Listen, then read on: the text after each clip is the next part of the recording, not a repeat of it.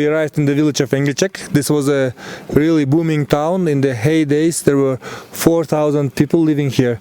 At the moment, there are about 30 households. It was an industrial town, mining town. But it's also a very historical place because in 1916 uprising, when the people, Kyrgyz people fled to China, they passed through these areas.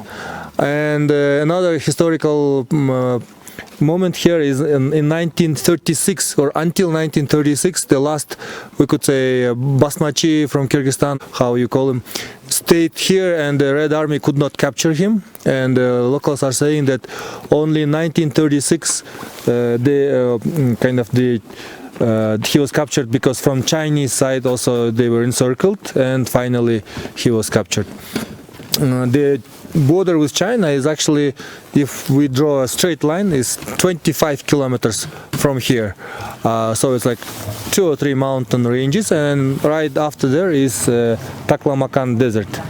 And if we look this way, it's you can actually trek, and there is a big Sarıçat Ertaş park, natural reserve, and these mountain goats, ibex, mountain sheep are all there in numbers, and also snow leopard is around here.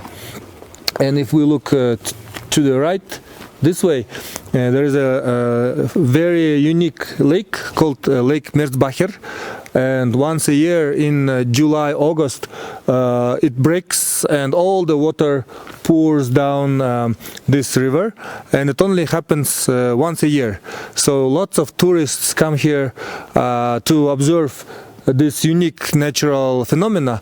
However, the road turns left without reaching few meters to the village. If there was touristic infrastructure, internet connectivity in this village, maybe tourists would have come here. They have natural hot spring here, and I think this place has a very big touristic potential for trekking, hiking, nature.